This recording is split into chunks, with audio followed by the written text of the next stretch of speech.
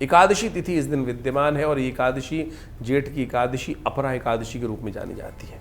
ग्रह नक्षत्रों के दृष्टिकोण से आपका समय लाभ का दिखाई देता है ग्रह गणना के अनुसार से। इस समय थोड़ा जो आपका महत्वाकांक्षा है वो बहुत ज़्यादा बड़ी दिखाई दे रही है।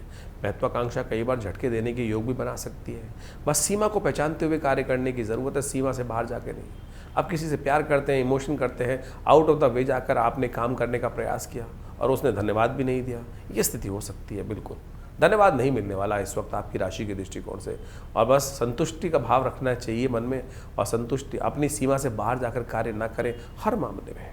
अब घर में हैं, आमतौर पे माताजी बहुत अच्छा खाना बना रही है, लेकिन माताजी सोच के बैठ जाएं कि आज सब लोगों को खाना मेरा पसंद आएगा, और वो कहीं ना कहीं स्थिति ऐसी हो जाए कि थैंकलेस चली जाए, तो मन में ये भाव उत्पन्न हो सकता है। ऐसा ग्रहों का योग मन में ऐसा भाव आने के योग बनते दिखाई दे रहे हैं। नेकी कर दरिया में डाल, इस बात का ध्यान रखते हुए कार्य कर लोगे तो बहुत अच्छा रहेगा। अपरा एकादशी है, इस बात का ध्यान रखो, जन सेवा करने का प्रयास करो। अपरा एकादशी जो है वो विशेष तौर पर पुराणों में जो उसकी व्याख्यान उपस्थित है उसको अच्छे से समझ लें। भद्रकाली एकादशी भी इस दिन कही जाती है, तो माँ भगवती दुर्गा का आशीर्वाद देने का प्रयास करें। बुधवार का सुंदर अवसर है, तो कोशिश करें लाल वस्त्र माँ भगवती के मंदिर में जाकर श्रृंगार का सामान माँ भद्रकाली को अर्पित, सिंदूर भगवती माँ काली को अर्पित करने का प्रयास करें। जयंती मंगला काली भद्रकाली कपालिनी दुर्गा क्षमा शिवा धात्री स्वाहा स्वधा नमोस्तुते, इस मंत्र का जप करते हुए भगवती के निमित्त इन समस्त सामग्री को उपस्थित करें। भगवान विष्णु का सुंदर पूजन करें। ये जो अपरा एकादशी है आपके जो पता नहीं कौन कौन से जन्मों के जो कहीं ना कहीं दुष्कार, जेठ के महीने में कृष्ण पक्ष के दिन जो एकादशी पड़ती है वो एकादशी बड़ी श्रेष्ठ मानी जाती है। कहा जाता है अपरा एकादशी के रूप में उसको जाना जाता है।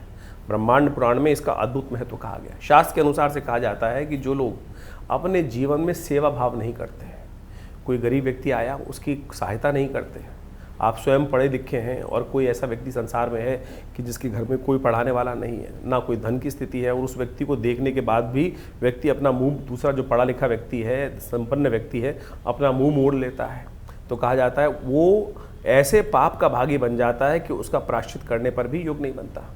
किसी ऐसे व्यक्ति की जो उसके पास ना धन ना कोई संपदा और उसका इलाज कराने के लिए कोई कार्य नहीं करता, कोई डॉक्टर है और खूब धन संपन्न युक्त है, लेकिन कोई गरीब व्यक्ति आया उसके लिए कोई उसने कार्य नहीं किया, तो ऐसे व्यक्ति का पाप भी कहा जाता है कोई पश्चाताप ऐसा नहीं है जो उसके जीवन से कष्टों को दूर करते, फिर कितना ही पुण्य करते रहो। लेकिन ये कहा जाता है इस एकादशी के दिन, जेठ के महीने में पड़ने वाली जो कृष्ण पक्ष की एकादशी अपरा एकादशी है, उसमें एक छोटा सा स्तवन, छोटा सा कर्म भी आपके ऐसे पापों से भी क्षय प्राप्त करने का योग बना देता है, ऐसे पापों को भी क्षय कर देता है।